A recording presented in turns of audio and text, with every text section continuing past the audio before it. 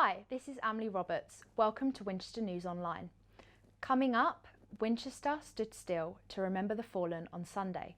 COP27 is coming to an end with lots of talking points, and the Bake Off fans look forward to the final tonight.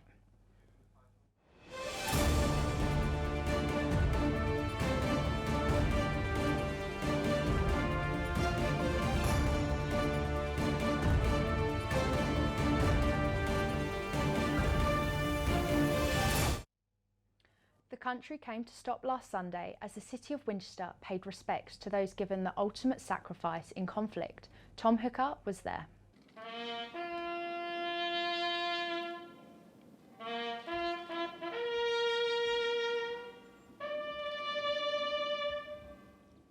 We will remember them.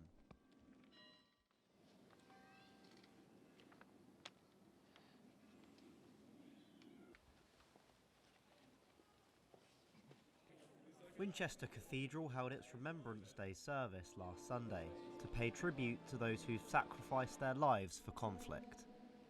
Before the 2-minute silence, there was a commemorative service, including hymns, prayers and a choir.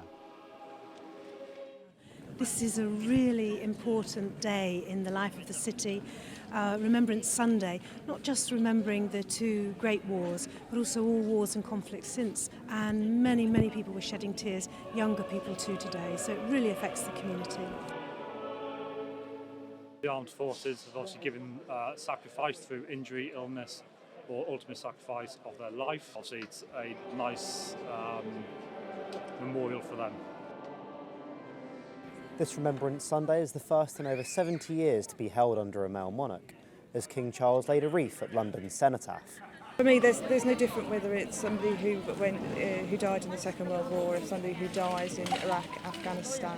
The reasons of duty and service to God, King and country, Queen as it was when those conflicts were happening. This year's remembrance also focuses on those who fought in recent conflicts in Ukraine. I think we constantly remember for all that, but today and Friday clearly marks that opportunity to reflect on past conflicts, be it the Great or Second World War or recent conflicts or what's currently happening in Ukraine at the moment. Tom Hooker, Winchester News Online. And as COP27 comes to a close, Alex Franklin has been speaking to Stuart Edwards of Winchester's environmental project about the 2-week eco-conference. Yes, I'm here with Stuart today to speak a little bit more about the COP27 ongoing conference that finishes on Friday. So as I said, Stuart, it finishes on Friday. Is there anything that may or may not have been brought up over the past couple of weeks that you particularly are really passionate about? Certainly. So I think one of the biggest things that hasn't been really talked about and discussed is the animal agriculture industry and the immense amount of resource use, both in terms of land mass and water usage that goes on, where we're trying to have discussions around like food scarcity and water scarcity. These things really aren't being brought up enough. And perhaps someone that needs to listen to these issues being raised is our new PM, Rishi Sunak, and it's been made out that he's not attended as much as Boris Johnson has, for example. How important and how telling is it that he hasn't attended, and how important is it that he listens to these issues being brought up to him? I think that's a tricky one, because obviously we want to see government present at these events. I, for one, would like to see many more on-the-ground commitments. We've obviously seen a great deal of previous Prime Ministers go to these events, make promises that haven't been upheld. So whether they are there or not, I actually want to see on-the-ground promises being fulfilled first and foremost. I think it will be a good arena for politicians to go to and get educated about the climate crisis. Maybe not actually at the events within the COP arena itself, but certainly when I was at Glasgow last year, there was an element of periphery action. So those sort of micro pop-up events that happened outside of Glasgow that I was involved with, actually had some incredible speakers out and was really giving some honest and open lived experience about what the climate crisis is doing to their communities. Thank you so much for your time, Stuart. Bird flu has been spreading across the UK, and this has been affecting supermarkets and farmers. Our reporter, Charlie Swadlin, has more. Thanks, avian flu, also known as bird flu, has been spreading across the UK, meaning that supermarkets such as Sainsbury's have suffered egg shortages, as well as potential chicken and turkey shortages.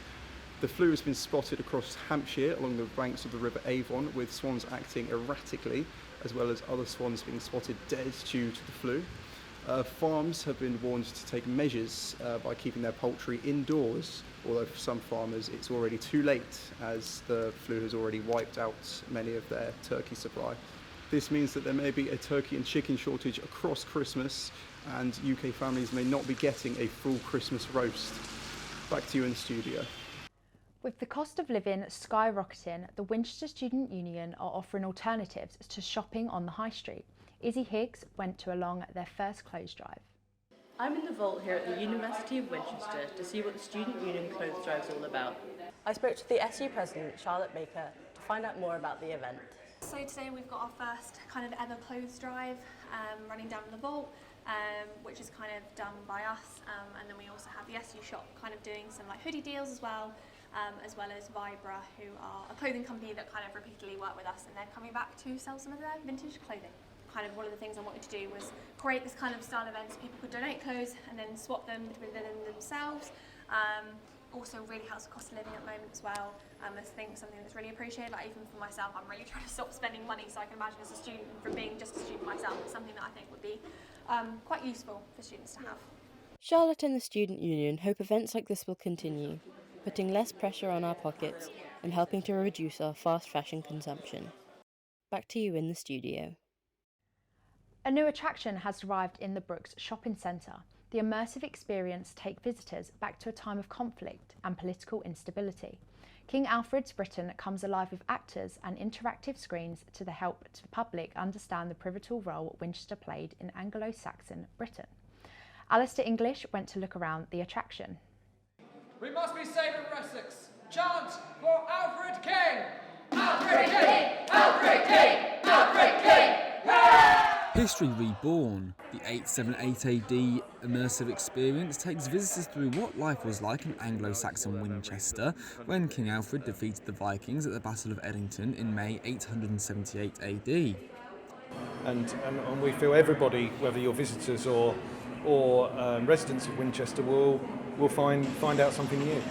I think the app is really good at showing what was there beforehand. The idea of the app, which should work in two parts, is visitors go through the immersive experience, then they can walk through Winchester using GPS to complete tasks and play games. The app is a continuation of the 878 experience. So the app is 878 Winchester Revealed. It breaks the boundaries of the exhibition, taking content, taking memories of the past into the city of Winchester. For users without geolocation technology, the app won't work on their phones and will see a similar message to this. But for those who can download the app, they can experience what's on offer. I am very attached to my hands and both my feet. Ubisoft, following their new Assassin's Creed game, teamed up with Hampshire Cultural Trust to produce this experience. So really it was just a meeting up, and it made sense to work together to create something using the visuals of our games to allow people to almost go back in time and discover for themselves what Winchester was like. The exhibition is open to the public from the 12th of November and is set to be a fixture in the Brooks Shopping Centre for at least 2 years. Alistair English, Winchester News Online.